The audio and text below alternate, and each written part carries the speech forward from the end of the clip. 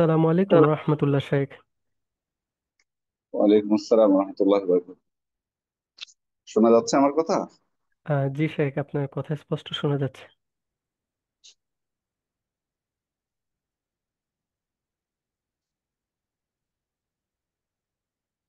আমরা তো শুরু করতে পারি মনে হয়। জি শেখ, ইনশাল্লাহ আপনি শুরু করে দিতে পারেন। জি। বিসমিল্লাহ, আসসালামু আলাইকুম রহমতুল্লাহি ওয়া বারাকাতুহু। আলহামদুলিল্লাহ রাব্বিল আলামিন, والصلاة والسلام على أشرف الأنبياء والمرسلين نبينا محمد وآله وصحبه أجمعين أما بعد। তয়বা একাডেমির সাপ্তাহিক আয়োজন, আজকে আমাদের নির্ধারিত বিষয়বস্তু রিয়াদুস সালিহিনের দ্বিতীয় পর্বে আপনাদেরকে স্বাগত জানাচ্ছি। আমরা আল্লাহ তাআলা শুকরিয়া আদায় করছি তিনি আমাদেরকে এই আয়োজনে উপস্থিত হওয়ার এবং আহ, কোরআন এবং সুন্নাহর থেকে জ্ঞান অর্জন করার জন্য তৌফিক দান করেছেন। আলহামদুলিল্লাহ। দরুদ ও সালাম বর্ষিত হোক আমাদের প্রিয় নবী মুহাম্মদ রাসূলুল্লাহ সাল্লাল্লাহু আলাইহি ওয়াসাল্লাম। সম্মানিত উপস্থিতি, আমরা গত পর্বে প্রথম রিয়াদুস সালিহিনের যে পরিচ্ছেদ বাবুল ইখলাস ওয়াল ইখবাল নিয়া ফি জামিল আমাল ওয়াল আকওয়াল ওয়াল আহওয়াল আল বারিজা ওয়াল খাফিয়া আলোচনা শুরু করেছিলাম, অর্থাৎ ইখলাস, একনিষ্ঠতা এবং বিশুদ্ধ নিয়তের বিষয়ে, অর্থাৎ আমাদের সকল কর্মে প্রকাশ্য হোক অপ্রকাশ্য হোক, যে কোনো কর্ম হোক অবস্থা হোক, সব ক্ষেত্রে আমাদের আন্তরিকতা এবং বিশুদ্ধ নিয়তটা জরুরি বিষয়। এ বিষয়ে আমরা আলোচনা করছিলাম এবং বেশ কয়েকটা হাদিসও আমরা পাঠ করেছিলাম। পবিত্র কোরআন আয়াত দিয়ে বরাবরই ইমাম নবী রাহমাতুল্লাহ আলাইহি তিনি তার পরিচ্ছেদগুলো শুরু করেন। এখানেও শুরু করেছেন, সে দুইটা আয়াত আমরা তেলাওয়াত করেছি, বুঝেছি এবং হাদিসও আমরা প্রায় আহ তিনটা হাদিস আমরা পাঠ করেছিলাম। আজকে আমরা চতুর্থ হাদিস পাঠ করব। ওয়ান আবি আব্দুল্লাহ জাবির ইবনে আব্দুল্লাহ আল আনসারী রাদিয়াল্লাহু আনহুমা قال كنا مع النبي صلى الله عليه وسلم في غزاة فقال إن بالمدينة لرجالا ما سرتم مسيرة ولا قطعتم واديا إلا كانوا معكم حبسهم المرض رواه مسلم وفي رواية إلا شركوكم في الأجر। এর সাথে তার পরের যে হাদিসটি সেটিও আমরা পাঠ করব, কারণ একই হাদিস প্রায়। ورواه البخاري عن أنس رضي الله عنه قال رجعنا من غزوة تبوك مع النبي صلى الله عليه وسلم فقال إن أقواما خلفنا بالمدينة ما سلكنا شعبا ولا واديا إلا وهم معنا حبسهم العذر। প্রথম হাদিসটি ইমাম মুসলিম এবং পরের হাদিসটি ইমাম বুখারী বর্ণনা করেছেন। প্রথম হাদিসটি জাবির ইবনে আব্দুল্লাহ রাদিয়াল্লাহু আনহু থেকে বর্ণিত। তিনি বলছেন, আল্লাহ রাসূল সাল্লাল্লাহু আলাইহি ওয়াসাল্লামের সাথে আমরা কোন একটা যুদ্ধে ছিলাম বা কোন একটা অভিযানে ছিলাম। তো তিনি তখন আমাদেরকে বললেন, ইন্না বিল মাদিনাতি লারিজালান, মদিনায় কিছু আমাদের ভাইরা বা কিছু ব্যক্তি থেকে গেছে, বা এমন কিছু লোক আছে তারা থেকে গেছে, মাসিরতুম মাসিরান ওয়ালা কাতাআতুম ওয়াদিয়ান, তোমরা যত সফর করলে এবং যত উপত্যকা অতিক্রম করেছো তারা কিন্তু তোমাদের সঙ্গেই রয়েছে। তারা সঙ্গে রয়েছে বলতে তাদের নিয়তটা, তাদের যে আকাঙ্ক্ষাটা তোমাদের সাথে আছে। তো তোমরা যেটা করতেছো তারাও তাদের অন্তর থেকে এটা কামনা করে, কিন্তু কেন তারা আসেনি? হাবাসাহুমুল মারাদ, অসুস্থতা তাদেরকে বাধ্য করেছে মদিনায় থাকতে। অন্য বর্ণনায় এসেছে আল্লাহ রাসূল সাল্লাল্লাহু আলাইহি ওয়াসাল্লাম বললেন, তারা নেকিতে তোমাদের ইল্লা শারাকুকুম ফিল আজর, তারা তোমাদের সাথে নেকির ক্ষেত্রে অংশীদার। এই হাদিস এর পরের যে হাদিসটি সেটি আনাস রাদিয়াল্লাহু আনহু থেকে, তিনি বলছেন, রাজা'না মিন গাজওয়াতি তাবুক মা নবী সাল্লাল্লাহু আলাইহি ওয়াসাল্লাম, আমরা তাবুকের যুদ্ধে আল্লাহ রাসূল সাল্লাল্লাহু আলাইহি ওয়াসাল্লামের সাথে তাবুকের যুদ্ধে ছিলাম, সেখান থেকে আমরা ফিরে আসলাম।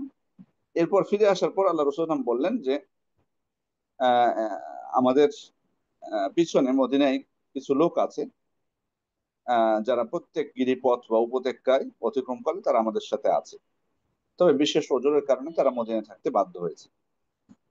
এ পূর্বের হাদিস এবং এই হাদিস প্রায় একই মর্মার্থ। এখানে আসলে উদ্দেশ্যটা কি? এই হাদিস ইমাম নবী রহমতুল্লাহ আলাইহি কেন নিয়ে আসলেন? এখানে যেটা মূল উদ্দেশ্য হলো যে, মানুষ যদি ভালো কোনো কাজের নিয়ত করে ফেলে তাহলে কিন্তু তারা সব লাভ করে থাকে। ভালো কাজের যদি নিয়ত করে ফেলে তাহলে তারা সেই নিয়তের সব লাভ করবে, ওই আমলের সব তারা পেয়ে যায়। যদি তাদের ওজর থাকে, বাস্তবে এই কোনো ওজর থাকে, কোনোভাবে সম্ভব না। আর ওজর বিষয়টা কিন্তু একজন মানুষ তার নিজের বিষয়ে অবগত, এবং আল্লাহ রব্বুল আলামিন আমাদের সকল প্রকাশ্য এবং অপ্রকাশ্য সকল বিষয়ে তিনি অবগত। অনেক সময় যদি আমরা, ধরুন, আমাদের মানে কয়েকজনের উপর একটা দায়িত্ব অর্পণ করা হলো, সেক্ষেত্রে আমি বললাম না আমার যাওয়া সম্ভব না, আমি অসুস্থ, কিন্তু আসলে অসুস্থ না, তাহলে কিন্তু আমি সব পাবো না, এটা কিন্তু ধোঁকা হয়ে গেল একটা। এবং আল্লাহ রব্বুল আলমিন, আমি মানুষ হয়তো বিশ্বাস করাতে পারলাম মানুষকে, মানুষ হয়তো বিশ্বাস করলো, এমন ভাব করলাম যে বিশ্বাস করলো, কিন্তু আল্লাহ রব্বুল আলমিন তিনি তো আসলে সব দানের মালিক। তো দুনিয়াতে আমি মনে করলাম যে আমি ভালো মানুষ, বা আমাকে মানুষ মনে করলো যে না, তার আসলে অসুস্থতা আছে, কিন্তু আল্লাহ তাআলার কাছে। এই জন্য অবশ্যই প্রকৃত অবস্থাটা, প্রকৃতই যদি আসলে কেউ ওজরগ্রস্ত হয়, তাহলে আল্লাহ রব্বুল আলমিন সে ওজরটা কবুল করবেন, এবং তার যদি বাস্তবিক নিয়ত থেকে থাকে, তাহলে আল্লাহ তাআলা তাকে সব দান করবেন। এখানে একটা বিষয় বলে রাখি, শেখ মোহাম্মদ বিন সালেহ আল উসাইমিন রাহিমাহুল্লাহ উনি সূক্ষ্ম একটা পার্থক্য করেছেন এখানে, যে ভালো কাজের নিয়ত করা, এটা একটা ভালো কাজের নিয়ত করেছেন আপনি, একটা ভালো কাজের নিয়ত করলেন, তারপরে কোনো বাধার কারণে, শারীরিক কোনো ওজরের কারণে আপনি সেটা করতে পারলেন না, এটা একটা হুকুম। আরেকটা হলো যে আপনি একটা ভালো কাজ করেন, সবসময় করেন, হঠাৎ করে আপনি করতে পারলেন না, আপনি বাধাগ্রস্ত হয়ে গেলেন, তাহলে আপনি, এই দুইটার মধ্যে পার্থক্য আছে। উনি বলছেন যে প্রথমটা হলো কি, যে আমি ভালো কাজের নিয়ত করেছি, কিন্তু ওজরের কারণে, বাধার কারণে আমি করতে পারলাম না, তাহলে এই অবস্থায় আমি নিয়তের সবটা আমি পেয়ে যাবো, ভালো কাজের নিয়তের যে সব, সেটা আমি পেয়ে যাবো। দ্বিতীয় হচ্ছে যে আমি ভালো কাজটা করি সব সময়, কিন্তু হঠাৎ কোনো বাধার কারণে করতে পারলাম না, উনি বলছেন তখন উনি শুধু নিয়তের সবটা পাবেন না, বরং ওই ভালো কাজটা সবটা পেয়ে যাবেন। এই জন্য আল্লাহ রাসূল সাল্লাল্লাহু আলাইহি ওয়াসাল্লাম হাদিসের মধ্যে বলছেন, ইযা মারাদাল আবদু আও সাফারা কুতিবা লাহু মিসলু মা কানা, কুতিবা লাহু মিসলা মা কানা ইয়ামালু মুকিমান সহিহা। কোন বান্দা যদি অসুস্থ হয় অথবা সফর করে, তাহলে সে সুস্থ থাকলে বা মুকিম অবস্থায় থাকলে যে আমল করতো, সেটা সব তার জন্য লিপিবদ্ধ করা হয়। মানে একজন ব্যক্তি তিনি বাড়িতে যখন থাকেন, সুস্থ থাকেন, তখন তিনি রাত্রে সালাত আদায় করেন নিয়মিত, কিন্তু অসুস্থ হয়ে যাওয়ার কারণে আদায় করতে পারলেন না, অথবা সফরে থাকার কারণে আদায় করতে পারলেন না, তাহলে আল্লাহ রসুলের বক্তব্য অনুযায়ী উনি সব পুরোপুরি পেয়ে যাবেন, যেহেতু উনি সুস্থ থাকলে বা মুকিম অবস্থায় থাকলে যেহেতু আমলটা করতেন, সফরের কারণে বা অসুস্থতার কারণে যেহেতু বাধাগ্রস্ত হয়েছেন, সে কারণে পুরো আমলের সবটা তিনি পেয়ে যাবেন। তাহলে এখানে সুন্দর দুইটা বিষয়, একটা হলো যে কোনো ভালো কাজের নিয়ত যদি আমরা করি, এবং সেটা করতে না পারি কোনো শারীরিক ওজরের কারণে, তাহলে আমরা নিয়তের সবটা পাবো। আর যদি কোনো ভালো কাজ করা আমাদের অভ্যাসে পরিণত হয়, কিন্তু বিশেষ বাধার কারণে কোনো সময় ছুটে যায়, তবু আল্লাহ তাআলা আমাদেরকে ওই কাজের করার ফলে যে সব দান করতেন, সেটা আমাদেরকে পুরোপুরি দান করে দেবেন। এই জন্য সাহাবায়ে কেরাম যারা সাধারণত যুদ্ধে বের হতেন, আহ কিন্তু কোনো বিশেষ ওজরের কারণে বের হতে পারলেন না কোনো যুদ্ধে, আল্লাহ রাসূল সাল্লাল্লাহু আলাইহি ওয়াসাল্লামের বক্তব্য অনুযায়ী তারা সে যুদ্ধের প্রতিটি ক্ষেত্রে, তো এখানে কেন বলেছেন যে তোমরা যতগুলো সফর করেছো, বা যত উপত্যকা অতিক্রম করেছো, অথবা যতগুলো গিরিপথ অতিক্রম করেছো, তার মানে সূক্ষ্ম যে আমল বা সবগুলো তারা লাভ করেছেন, সেগুলো তারা লাভ করবেন।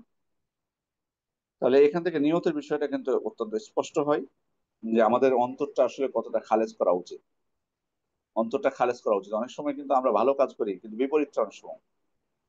খেয়াল করে দেখুন, নিয়ত বিশুদ্ধ হওয়ার কারণে, নিয়তটা যদি ভালো থাকে, দৃঢ় থাকে, তাহলে একজন ব্যক্তির জন্য আল্লাহ তাআলা কত দয়া করেছেন, সুবহানাল্লাহ, এটাকে আমরা কল্পনা করতে পারি?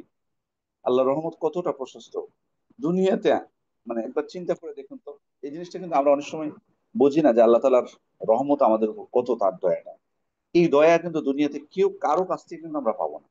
আপনি যদি চিন্তা করেন, কারো কাছ থেকে আপনি পাবেন না দুনিয়াতে। আপনি আপনার পিতা মাতার যতই বলেন, আপনার সন্তান বলেন, আপনার সব থেকে নিকটের বলেন, পাবেন না আল্লাহ রাব্বুল আলামিন যতটুকু দয়া করতে পারেন।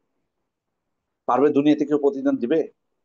দুনিয়াতে এটা কল্পনা করতে পারি কেউ, যে আমরা নিয়ত করেছি শুধু, অথবা আমি যাওয়ার ইচ্ছা ছিল যেতে পারিনি, বা করার ইচ্ছা ছিল করতে পারিনি, সেজন্য পুরস্কার দিয়ে দিবে? হ্যাঁ, এত সহজ না, এত সহজে কেউ দিবে না, এত সহজে কেউ দিবে না।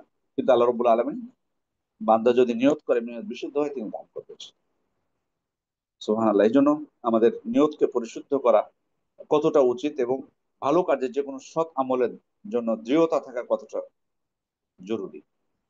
এরপরের যে হাদিসটি, وعن أبي يزيد معن ابن يزيد ابن الأخنس وهو أبوه وجده صحابي قال كان أبي يزيد أخرج دنانير يتصدق بها فوضعها عند رجل في المسجد فجئت فأخذتها فأتيته بها فقال والله ما إياك أردت فخاصمته إلى رسول الله صلى الله عليه وسلم فقال لك ما نويت يا يزيد ولك ما أخذت يا معن رواه البخاري এই হাদিসটি ইমাম বুখারী রাহমাতুল্লাহ আলাইহি বর্ণনা করেছেন আবু ইয়াজিদ মান ইবনে ইয়াজিদ ইবনে আখনাস তিনি মানে মান এবং ইয়াজিদ তার পিতা ইয়াজিদ এবং দাদা আখনাস তিনি বলছেন যে তিনি এবং তার পিতা তার দাদা সবাই সাহাবী ছিলেন তিনি এটা বলছেন যে আমি মান বলছেন যে আমি আমার পিতা ইয়াজিদ এবং আমার দাদা আখনাস সকলেই সাহাবী ছিলেন তা আমার পিতা ইয়াজিদ আমার পিতা ইয়াজিদ তিনি কিছু মানে আখরাজা দানানি তাসাদ্দাক বিহা কিছু স্বর্ণ মুদ্রা তিনি বের করলেন মানে এটা যাকাত নয় সাধারণ নফল সাদাকা সাধারণ নফল সাদাকা করার জন্য তিনি কি করলেন কিছু দিনের সঙ্গে নিলেন ফিল মসজিদ তো মসজিদে একটা লোককে দায়িত্ব দিলেন সেগুলো বিতরণ করার জন্য উনি বলছেন ফাজে তো আখাজতুহা আমি এসে ওই মসজিদে তাকে দায়িত্ব দিয়েছিলেন ওই দানটা বিতরণের জন্য সদাকাটা আমি তার কাছ থেকে সদাকা হিসেবে গ্রহণ করলাম আহ ফাআখাযতুহা ফাআতাইতুহু বিহা এরপর আমি আমার পিতার কাছে আসলাম ফকাল তখন আমার পিতা বললেন ওয়াল্লাহি মা ইয়াকা আরাদতু আমি তো তোমাকে এটা দিতে চাইনি আমি তো তোমাকে এটা দিতে চাইনি তো তখন উনি বলছেন মান বলছেন ফাখাসামতুহু ইলা রাসূলিল্লাহি সাল্লাল্লাহু আলাইহি ওয়াসাল্লাম আমি এই বিষয়টা সুরাহার জন্য আমার পিতাকে নিয়ে আল্লাহ রাসূলের কাছে উপস্থিত হলাম তখন আল্লাহ রাসূল সাল্লাল্লাহু আলাইহি ওয়াসাল্লাম ফায়সালা দিলেন কি লাকা মা নাওয়াইতা ইয়া ইয়াজিদ আমার পিতাকে আল্লাহ রাসূল সাল্লাল্লাহু আলাইহি ওয়াসাল্লাম বললেন যে ইয়াজিদ তুমি যেটা নিয়ত করেছো অর্থাৎ দানের যে সওয়াবটা তুমি পেয়েছো সেটা তুমি পেয়ে গেছো সব যে বিনিময় মানে তুমি যেটা নিয়ত করেছো সেটা সব তোমাকে দিয়ে দেওয়া হয়েছে ওয়ালাকা মা আখাযতা ইয়া মান আর মান তুমি যেটা নিয়েছো সেটা তোমার জন্য কি হালাল এটা বৈধ ইমাম বুখারী হাদিসটি বর্ণনা করেছেন আশা করি মর্মটা সকলের কাছে স্পষ্ট হয়েছে অর্থাৎ পিতা ইয়াজিদ কিছু তার সম্পদ দান করার জন্য মসজিদে একজন লোককে দায়িত্ব দিয়েছে তখন তার পুত্র মান যে তার কাছ থেকে ওই সদাকাটা গ্রহণ করে নিয়েছে গ্রহণ করে তার পিতার সামনে এসেছে তার পিতা বলছে তুমি কেন এটা নিয়েছো আমি তো তোমাকে দিতে চাইনি মানে তার মানে তোমাকে দিতে চাইলে তো আমি তোমাকে সরাসরি দিতে পারতাম তুমি কেন গ্রহণ করলা উনি তখন উনি কথা বেশি না বলে ওনার পিতাকে বলছেন চলুন আল্লাহ রসুলের কাছে এটা সমাধান হোক তা আল্লাহ রসুলাম তখন বললেন যে তার পিতাকে যে তুমি তোমার দানের সব তুমি পেয়ে গেছো তুমি এটা নিয়ে কেন ভাবতেছো তোমার সব তুমি পেয়ে গেছো আর তুমি যেটা নিয়েছো সেটা তোমার জন্য হালাল এই হাদিস ছোট্ট একটি হাদিস এখানে আমাদের জন্য অনেকগুলো শিক্ষা রয়েছে প্রথম বিষয় হলো আহ সন্তানদেরকে সাধারণ সদাকা করা যায় যদি তারা সদাকার হকদার হয়ে থাকে সাধারণ সদাকা করা যাবে কিন্তু জাকাত না জাকাত কিন্তু উসুল এবং ফুরু যারা তাদেরকে দেওয়া জায়েজ নেই উসুল এবং ফুরু যারা তাদেরকে দেওয়া জায়েজ নেই উসুল এবং ফুরু বলতে যাদের ভরণ পোষণের দায়িত্ব আপনার উপর তাদেরকে আপনি জাকাত দিতে পারবেন না উসুল হচ্ছে যেমন পিতা মাতা ফুরু হচ্ছে আপনার সন্তান সন্ততি তাদেরকে আপনি জাকাত দিতে পারবেন না অর্থাৎ যাদের ভরণ পোষণের দায়িত্ব আপনার উপর তাদেরকে আপনি জাকাত দিতে পারবেন না তবে সাধারণ সদাকা সদাকা দেওয়া যায় এই হাদিস থেকে বোঝা যাচ্ছে কারণ তার পিতা একজনকে দায়িত্ব দিয়েছিলেন পুত্র তার কাছ থেকে নিয়েছেন তার মানে পিতার সদাকায় তিনি গ্রহণ করলেন তো তার মানে তিনি সদাকার উপযুক্ত ছিলেন উপযুক্ত ছিলেন অবশ্যই দরিদ্র ছিলেন এই জন্য তার জন্য গ্রহণ করাটা আল্লাহ রসুল আসলাম বৈধ বলেছেন এটা হলো 1 নম্বর শিক্ষা 2 নম্বর বিষয় হচ্ছে যে দান সদাকার ক্ষেত্রে কাউকে কাউকে অকালা করা যায় অর্থাৎ দায়িত্ব দেওয়া যায় মানে সদাকাটা আপনি নিজে বিতরণ না করে আপনি অন্য কাউকে দায়িত্ব দিতে পারেন যেমনটা ঘটে থাকে আমাদের বিভিন্ন ভাইরা বিভিন্ন জায়গা থেকে তাদের দান পাঠান হয়তো আমরা যারা দেশে আছি আমরা সেটা দানটা পৌঁছে দিই এটা জায়েজ তবে অবশ্যই আপনি যাকে দায়িত্ব দিবেন সে যেন বিশ্বস্ত হয় এটা অবশ্যই খেয়াল রাখতে হবে এটা কোনো সন্দেহ নেই। যাকে আমি দায়িত্ব দিব তিনি যেন বিশ্বস্ত হন এটা অবশ্যই আমাকে খেয়াল করতে হবে তৃতীয় বিষয় হলো আল্লাহ তাআলা নিয়ামতের বর্ণনা দেওয়া এটা জায়েজ যেটি পবিত্র কোরআন আল্লাহ তাআলা নিজেই আদেশ করেন, আম্মা আম্মা বিনিআমাতি রাব্বিকা ফাহাদ্দিস, আপনার আপনার রবের নিয়ামতের বর্ণনা করুন। তবে এটা যেন কখনোই মানে এটা শুকরিয়া জ্ঞাপন অর্থে যেন হয়, যেমনটা উনি বলেছেন। আমরা এটা কোথা থেকে পেলাম, উনি যেটা বললেন যে উনি ওনার পিতা এবং ওনার দাদা সাহাবী ছিলেন, এই যে এটা আল্লাহ তাআলার পক্ষ থেকে তাদের উপর রহমত, যারা আল্লাহ রাসূলের সাহাবী হওয়ার সৌভাগ্য অর্জন করেছেন, বা তার পিতার সম্পদ ছিল সেটা তিনি বর্ণনা করেছেন, এই যে নিয়ামতের কথা তিনি উল্লেখ করেছেন, তার মানে নিয়ামতের বর্ণনা দেওয়া যায়, কিন্তু এটা তিনি কিন্তু অহংকার বশত বলেন, অহংকার বশত বলেন। এই জন্য আমরা যদি আল্লাহর নিয়ামতের শুকরিয়া আদায় স্বরূপ আল্লাহ তাআলা আমাদেরকে যা দিয়েছেন তা যদি বলি শুকরিয়া আদায় করার জন্য, এতে কোনো নিষেধাজ্ঞা নেই। তবে অবশ্যই এটা যেন কোনো প্রকার গর্ব, ফখর বা অহংকার স্বরূপ না হয়। এটা বান্দার অবশ্যই কথাবার্তার উপর বোঝা যাবে এবং বান্দার নিয়তের উপর নির্ভরশীল হবে কে কোন উদ্দেশ্যে বলতেছে। এরপরের যে বিষয়টা সেটি হচ্ছে সেটি হচ্ছে আহ পিতা পুত্রের মধ্যে সমঝোতা করার জন্য, পিতা মাতার মধ্যে সমঝোতার জন্য কাউকে নির্ধারণ করা যায়। অর্থাৎ ধরুন কোনো ক্ষেত্রে যদি প্রয়োজন হয়, পিতা পুত্রের হয়তো কোনো বিষয়ে দ্বন্দ্ব হলো, এটা হওয়াটা অস্বাভাবিক কোনো কিছু না, মানুষ তো আমরা, সেক্ষেত্রে বিচার প্রার্থী হওয়া যাবে, এটা জায়েজ।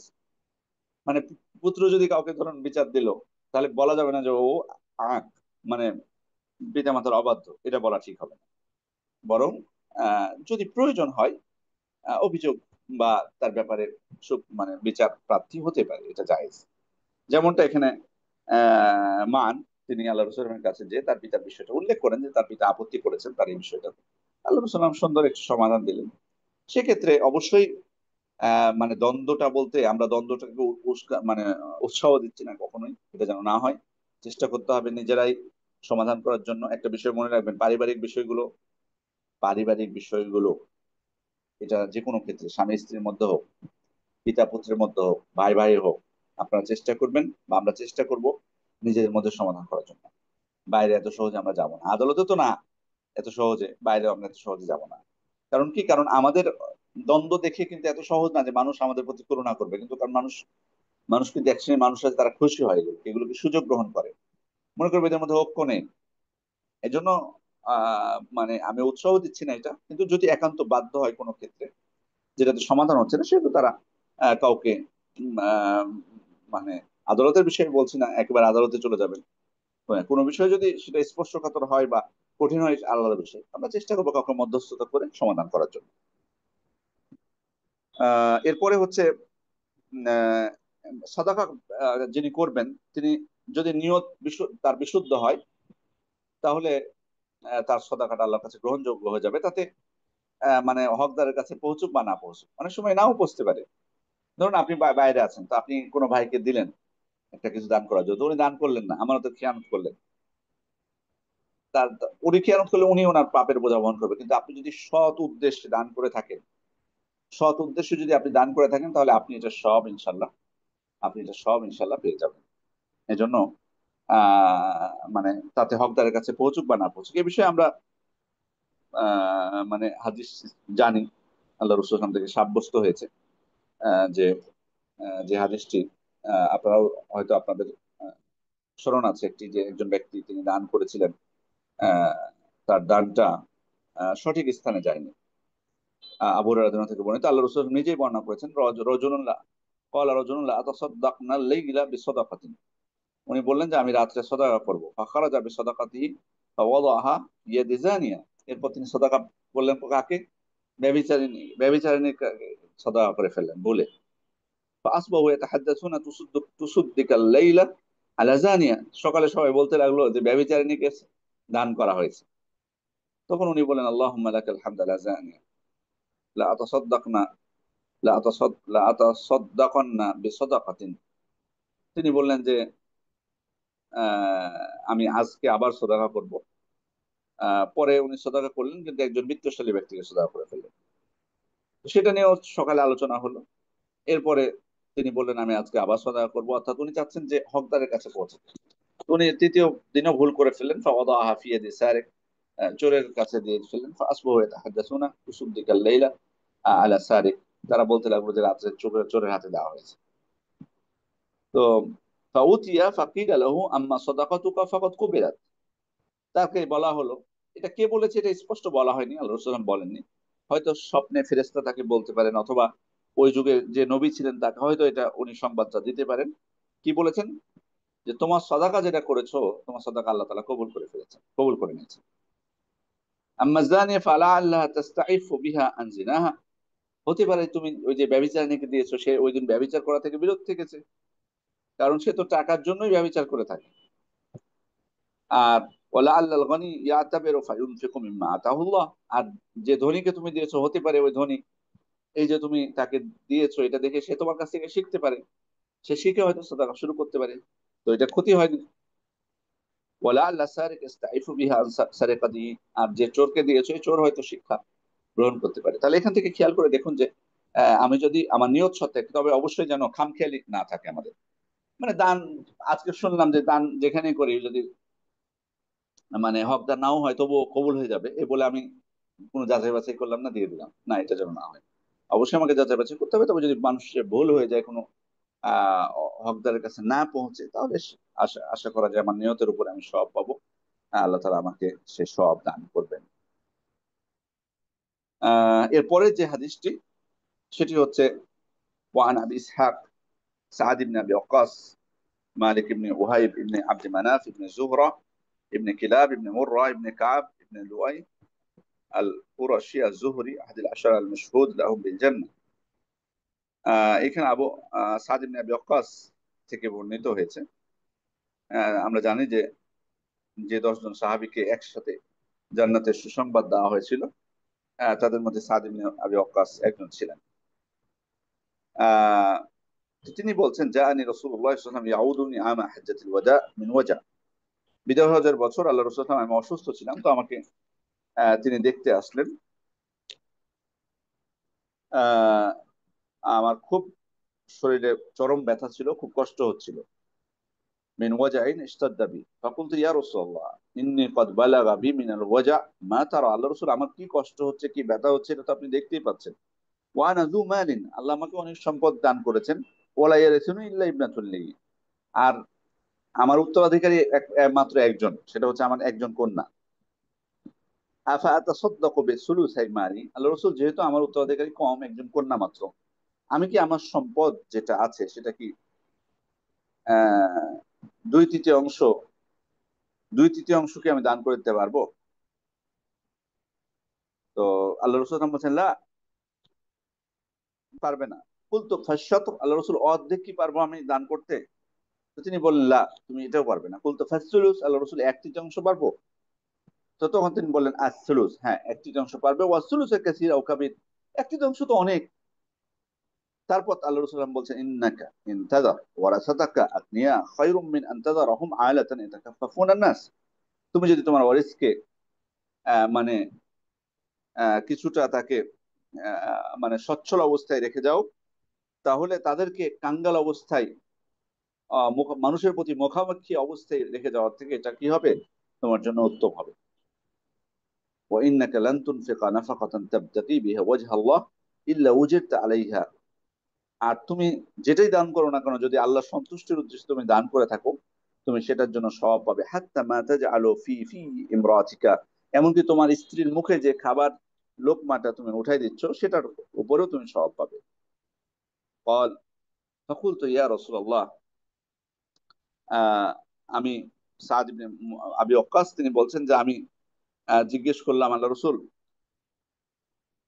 উখ উখাল্লাফু বাদা আসহাবি, অর্থাৎ আমি কি, মানে ওনার প্রশ্ন হলো যে আমি কি আমার সঙ্গীদের ছেড়ে মক্কায় থেকে যাব? আহ তারপর আল্লাহ রাসূল তাকে বললেন, ইন্নাকা লান তুখাল্লাফ ফাতা'মাল আমালান তাবতাগি বিহি ওয়াজহা আল্লাহ ইল্লা যাদাত বিহি দারাজাতান ওয়া রিফআতান ওয়া লাআল্লাকা আন তুখাল্লাফা হাত্তা ইয়ানতাফি'a বিকা আকওয়ামুন ওয়া ইউদাররা বিকা আখারুন। এখানে আল্লাহ রাসূল তাকে তখন বললেন যে তুমি যদি মানে তোমার, মানে এখানে সাদ ইবনে আবি ওয়াক্কাসের প্রশ্নটা ছিল মূলত যে আমি আমার সঙ্গীদের মানে আমার সঙ্গীরা আমার আগে মারা যাবে কিনা, আমি বেঁচে থাকবো কিনা। তা আল্লাহ রসুল সাল্লাম বললেন যে তুমি যদি বেঁচেই থাকো এবং তুমি যে কোনো আমল করো আল্লাহ তাআলার সন্তুষ্টির উদ্দেশ্যে, তাহলে এর মাধ্যমে আল্লাহ তাআলা তোমার মর্যাদাকে বাড়িয়ে দিবে। আর আশা করা যায় যে তুমি বেঁচে থাকবে, তোমার সঙ্গীতের পরও তুমি বেঁচে থাকবে, তার মানে আল্লাহ তাআলা তোমাকে হায়াত দান করবেন। এটা আল্লাহ রসুল সাল্লাম মানে এটা বলে যেন কেউ না বুঝে যে গায়েব জানতেন, বরং আল্লাহ রসুল সাল্লাম এটি বলেছেন অবশ্যই ওহীর মাধ্যমে জানতে পেরে তিনি বলেছেন। আহ তো তিনি বলছেন যে তুমি যদি আশা করো যে তুমি বেঁচে থাকবে, এবং একটা সম্প্রদায় তোমার দ্বারা উপকৃত হবে আর আরেকটা সম্প্রদায় ক্ষতিগ্রস্ত হবে। এখানে উপকৃত হবে কারা? মুসলিমরা। আর ক্ষতিগ্রস্ত হবে কাফেররা। তারপর আল্লাহ রাসূল সাল্লাল্লাহু আলাইহি ওয়াসাল্লাম দোয়া করলেন, আল্লাহুম্মা আমদি লি আসহাবি হিজরাতাহুম ওয়া লা তারুদ্দাহুম আলা আকাবিহিম লাকিন আল বাইস সাআদ ইবনে খাওলা ইয়ারসি লাহু রাসূলুল্লাহ সাল্লাল্লাহু আলাইহি ওয়াসাল্লাম আন মাতা বিমাক্কা। এরপর আল্লাহ রাসূল সাল্লাল্লাহু আলাইহি ওয়াসাল্লাম দোয়া করলেন যে হে আল্লাহ, আপনি আমার সাহাবীদেরকে হিজরতে পরিপূর্ণতা দান করুন এবং তাদেরকে হিজরত থেকে পিছনে ফিরিয়ে দিবেন না। তারপর বলছেন, কিন্তু রাবি বলছেন যে মিসকিন সাআদ ইবনে খাওলা তার মৃত্যু মক্কায় হওয়ায় আল্লাহ রাসূল সাল্লাল্লাহু আলাইহি ওয়াসাল্লাম শোক এবং দুঃখ প্রকাশ করেন। এটি হচ্ছে হাদিস। এই হাদিসটি ইমাম বুখারী এবং মুসলিম তারা দুইজনেই বর্ণনা করেছেন। খুব গুরুত্বপূর্ণ একটি হাদিস। এখানে আমাদের জন্য অনেক শিক্ষা রয়েছে। তার মধ্যে অনেক অন্যতম একটা হচ্ছে আল্লাহ রাসূল সাল্লাল্লাহু আলাইহি ওয়াসাল্লামের সুন্দর চরিত্র। সুবহানাল্লাহ। আল্লাহ রাসূল সাল্লাল্লাহু আলাইহি ওয়াসাল্লাম সুন্দর চরিত্র, তিনি দেখতে গেছেন সাহাবা ইকরামকে। সাহাবা ইকরাম অসুস্থ হলে আল্লাহ রাসূল সাল্লাল্লাহু আলাইহি ওয়াসাল্লাম কত ব্যস্ত ছিলেন, কত ব্যস্ত ছিলেন। আমরা কি এই জিনিসটা কখনো চিন্তা করেছি? কত কাজ, মানে আমরা যে কাজগুলো করি তার থেকে আল্লাহ রাসূল সাল্লাল্লাহু আলাইহি ওয়াসাল্লাম কি কম কাজ করতেন? কত কিছু করতেন তিনি। বাড়ির কাজে সহযোগিতা করতেন আয়েশা রাদিয়াল্লাহু আনহার বক্তব্য অনুযায়ী। আবার আল্লাহ রাসূল সাল্লাল্লাহু আলাইহি ওয়াসাল্লামের ইবাদতের কথা যদি আমরা চিন্তা করি, তিনি কত ইবাদত করতেন, মনে মনে হয় যেন ইবাদতই করতেন সবসময়। যুদ্ধ তো যুদ্ধ আছেই, দাওয়াতি কাজ থেকে শুরু করে শিক্ষাদান থেকে শুরু করে সবকিছু তো আছে। এরপরও আল্লাহ রাসূল সাল্লাল্লাহু আলাইহি ওয়াসাল্লাম দেখতে গেছেন, অসুস্থ হয়েছেন, সাদ ইবনে আবি ওয়াক্কাস তাকে দেখতে গেছেন। এখান থেকে আমরা শিক্ষা পাই আল্লাহ রাসূল সাল্লাল্লাহু আলাইহি ওয়াসাল্লাম সুন্দর চরিত্র এবং আহ মানে একজন উপরের মানে উচ্চপদস্থ একজন ব্যক্তি তার অধীনে যারা থাকেন তাদেরকে দেখতে যাওয়াটা, এটা সুন্দর একটি আমল। এই জন্য কখনো যাতে মনে না করা হয় যে ও তো আমার থেকে নিচে, আমি কেন দেখতে যাবো। না, এটা যেন না হয়। শুধু বস বা উপরে যারা তাদেরকে দেখতে যাবো, এটা যেন না হয়। বরং একজন অফিসের বস উনি যদি শুনতে পান কোনো কারণে ওনার কোনো কর্মচারী বা কর্মকর্তা অফিসার কোনো অসুস্থ, তিনি দেখতে যাবেন, এটা তার সুন্দর আচরণ মধ্যে পড়ে। দ্বিতীয় হচ্ছে পরিবারের জন্য আল্লাহ সন্তুষ্টির উদ্দেশ্যে খরচ করা। এটা এখান থেকে আমরা শিক্ষা পাই। আমরা মানে আমাদের এই বর্তমান পৃথিবীতে এমন অনেক আজব মানুষ আছে, এটা আমি বাস্তব বলছি, আমি ধারণা করে বলছি না। হ্যাঁ, কেউ আছে পরিবার ছাড়া কিছুই বুঝে না, দরিদ্রদেরকে দান করে না, আর সমর্থ আছে পরিবারের জন্য অপচয় করে, আড়ম্বরতা বিলাসিতা থেকে শুরু করে সবকিছু করে। আবার উল্টো আছে, দান করে প্রচুর কিন্তু নিজের পরিবারের হক আদায় করে না, এরকম মানুষও কিন্তু দুনিয়াতে আছে, যেটুকু প্রয়োজন সেটুকু দেয় না। মনে রাখতে হবে যে আল্লাহ রসুল সাল্লাম কিন্তু বলেছেন সব থেকে উত্তম সাদাকা এটা, পরিবারের জন্য যেটা খরচ করা হয় সব থেকে উত্তম খরচ হচ্ছে এটা। সুতরাং আমি যদি আল্লাহ সন্তুষ্ট উদ্দেশ্যে আমার স্ত্রী, আমার সন্তানদের জন্য যদি খরচ করি, এটা আল্লাহ এর মাধ্যমে আমাকে কি দান করবেন? সব দান করবেন। দ্বিতীয় তৃতীয় যে বিষয়টা, সেটা হলো ওয়ারিসদের কিন্তু হক। ওয়ারিসদের হকের কথা যেন আমরা ভুলে না যাই। ওয়ারিসদের হক রয়েছে সম্পদে। এখানে আল্লাহ রসুল সাল্লাম কিন্তু, এখানে তার আগে একটা বিষয় বলে রাখি, এখানে সদাকা যদিও ব্যবহার করা হয়েছে, কিন্তু মূলত সাদ ইবনে আবি ওয়াক্কাস সদাকা দ্বারা তিনি ওসিয়ত, ওসিয়ত তার উদ্দেশ্য ছিল। মানে তাৎক্ষণিক সদাকা করতে চাচ্ছিলেন এমনটা নয়। উনি বললেন না যে আল্লাহ রসুল আমি 2/3 সদাকা করতে পারি কিনা, তারপর বললেন অর্ধেক করতে পারি কিনা। আল্লাহ রসুল না করেছেন, 1/3 বলেছেন, তখন হ্যাঁ বলেছেন। সেক্ষেত্রে মূলত তাৎক্ষণিক তিনি করতে চাচ্ছিলেন এটা উদ্দেশ্য না, বরং তিনি চাচ্ছিলেন কি ওসিয়ত করতে তিনি পারবেন কিনা, এটা কিন্তু মূলত উদ্দেশ্য ছিল।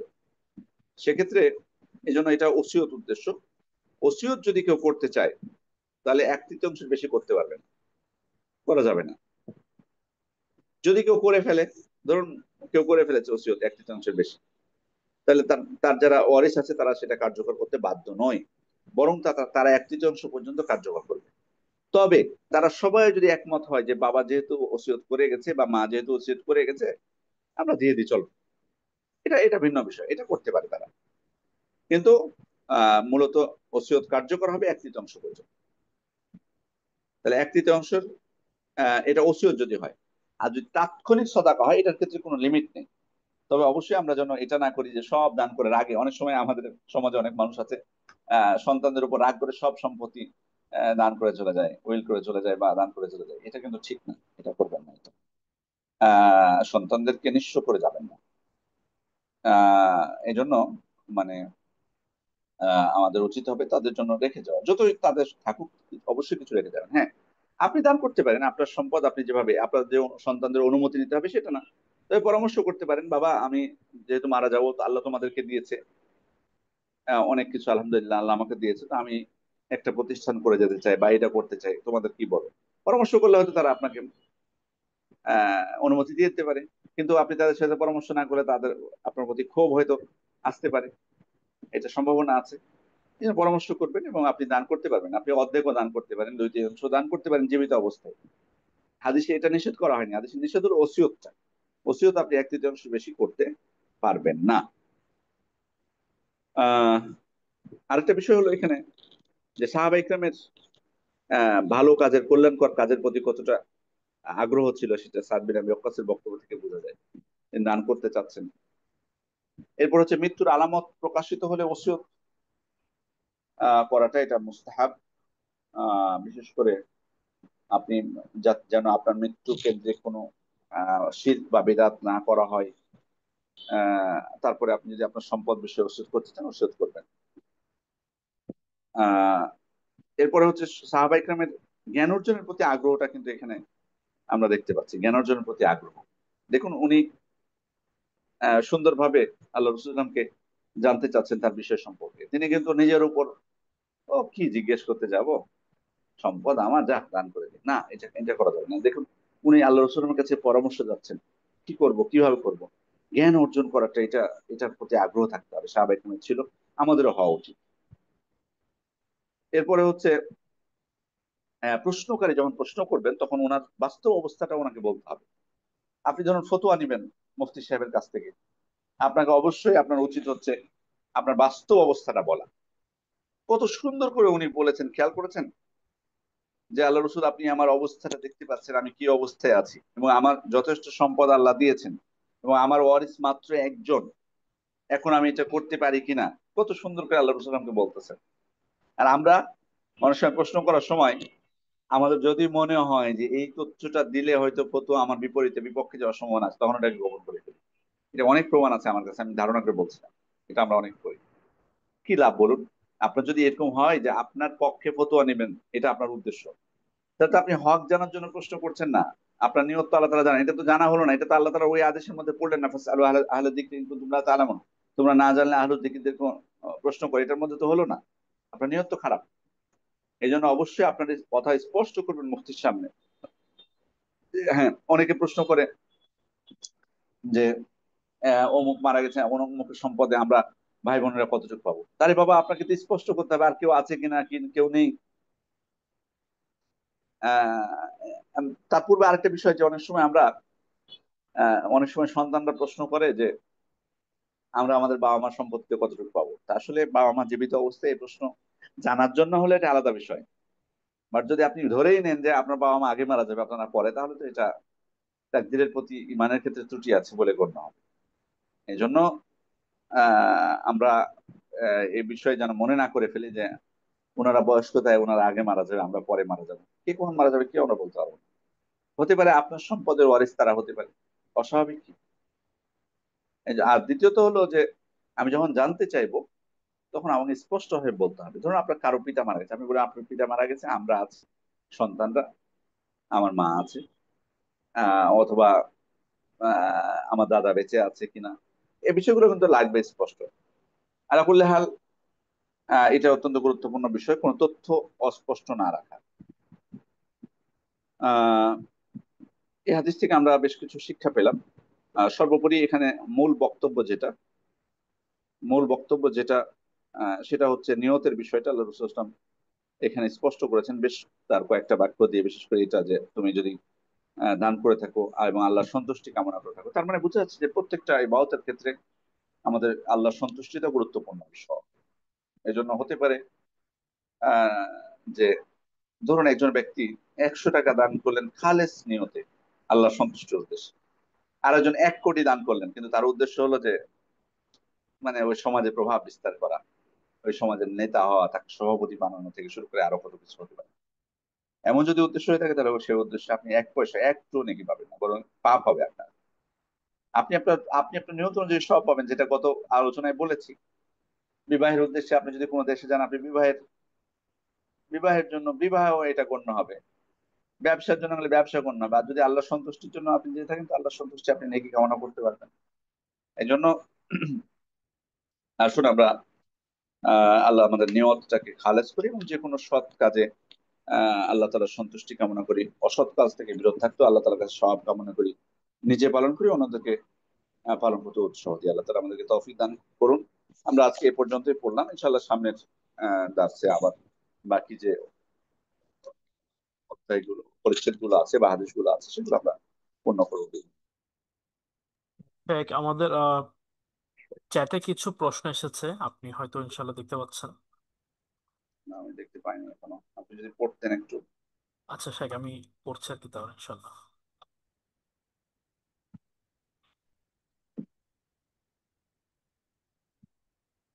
আমরা চ্যাটের প্রশ্নগুলো নিয়ে শেষ করে দেবো ইনশাআল্লাহ।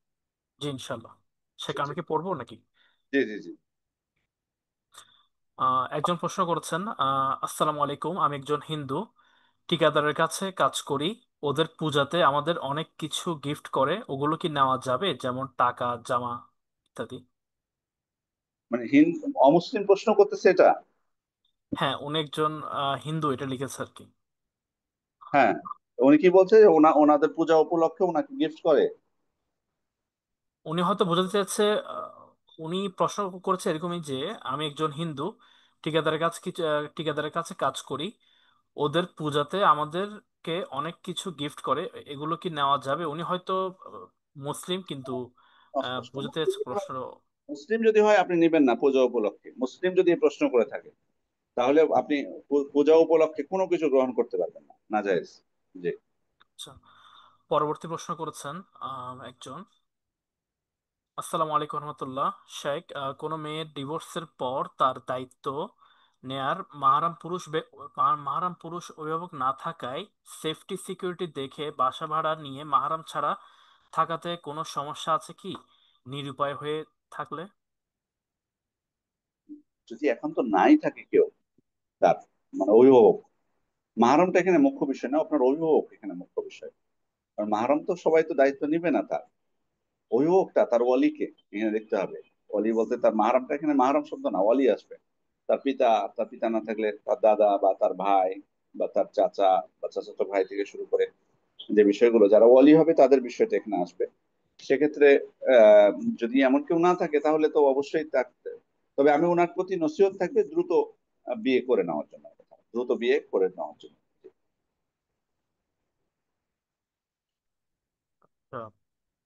আরেকজন বোন প্রশ্ন করেছেন, আসসালামু আলাইকুম স্যার, সালাতের কোনো রাকাতের যদি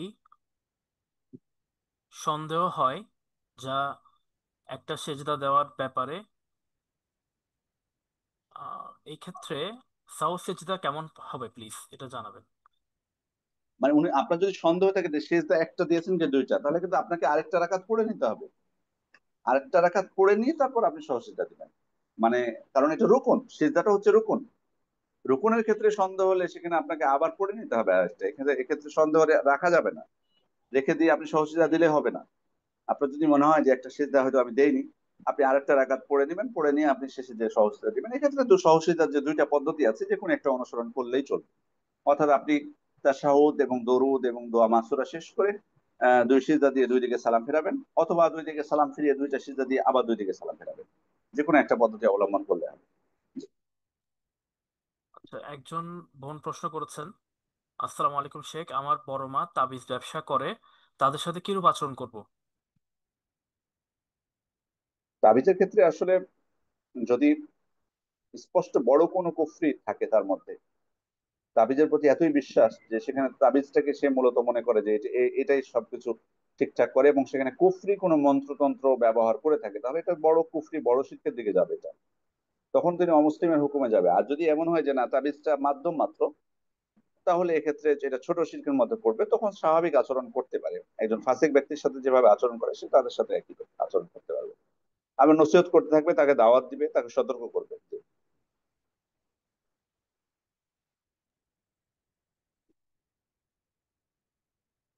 শেষ হয়েছে?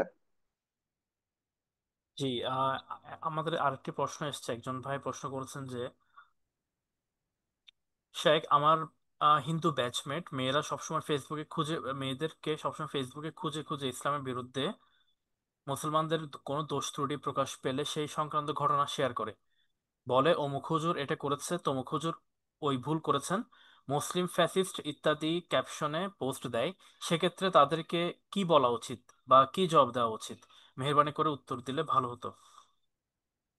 তাদেরকে বলা উচিত যে এই ধরনের মানে তাদেরকে সতর্ক সতর্ক করা উচিত। সতর্ক বলতে ভয় দেখানো না, যে ধরনের বিদ্বেষমূলক পোস্ট তারা না করে। বিদ্বেষমূলক পোস্ট যাতে না করে, ইসলামের সৌন্দর্য তারা তুলে ধরে, ইসলামের গুরুত্ব তাদের সামনে তুলে ধরার চেষ্টা করবেন। আর এই ধরনের বিদ্বেষমূলক কোনো কিছু যাতে প্রচার না করে। যদি তারা বিরত না হয়, আপনি প্রয়োজনে তাদের সাথে থাকবেন না। তাদের তাদের তাদের কারণ এরা শুধু অমুসলিম না, এরা স্পষ্ট মুনাফিক বটে। আর মুনাফিকদের সাথে তো কোনো তর্ক বিবাদে যদি সেরকম কোনো প্রকার আশা না থাকে, তাহলে তর্ক বিবাদে না যাওয়াই উচিত। জি। আর এরা ফাসাদ সৃষ্টিকারী, এরা শুধু কাফের না, এরা হলো মুনাফিক। মুনাফিকদের ক্ষেত্রে আল্লাহ তাআলা বলেছেন, আরে দান হন, তাদের উপেক্ষা করুন। আপনি এই ধরনের মুনাফিকই থাকলে উপেক্ষা করুন, কারণ এরা ক্ষতিকর। জি।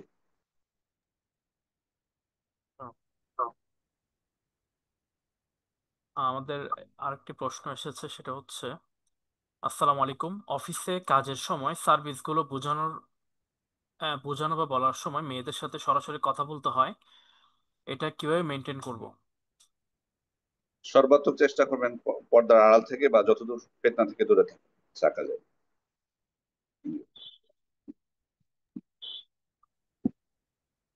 আরেকটি প্রশ্ন এসেছে, আসসালামু আলাইকুম, আমার ওয়াসওয়াসার সমস্যা আছে। আমি নামাজ পড়ার সময় বারবার মনে হয় মাখরাজ সঠিক জায়গা থেকে উচ্চারণ হচ্ছে না, তাই একই আয়াত বারবার পড়ি। বেশিরভাগ বড় হা এবং আইন এর ক্ষেত্রে এই সমস্যা হয়। এটি করতে করতে আমার 4 রাকাত নামাজে 20 মিনিটের মতো সময় লেগে যায়। আমি যদি সূরা নামাজ ব্যতীত বড় করে পড়ি তখন সঠিক মনে হয়, কিন্তু নামাজে এই সমস্যা হয় বড় করে পড়লে বা ছোট করে পড়লে। এই সমস্যার সমাধান কি? সমস্যার সমাধান হলো আল্লাহ তাআলার কাছে আশ্রয় চাইবেন শয়তান থেকে, প্রথমত। দ্বিতীয় হচ্ছে যে আপনি উপেক্ষা করবেন এই সমস্ত ওয়াসওয়াসা। আপনার যদিও মনে হয় যে না আপনি ভুল করেছেন, আপনি আর পড়বেন না।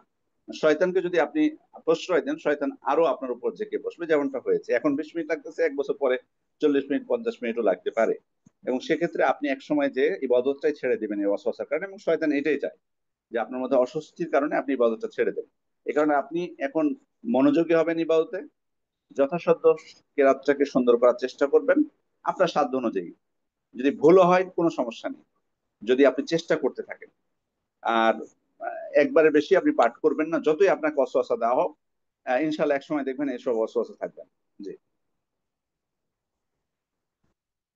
আমাদের একজন বোন প্রশ্ন করেছেন, সরকারি চাকরি করলে সাধারণ ভবিষ্যৎ তহবিলের যে টাকা রাখা হয় তার ইন্টারেস্ট কি সুদ হবে? জি, শুধু হবে, এটা এড়িয়ে যাবেন। মূল অংশটুকু শুধু নেবেন।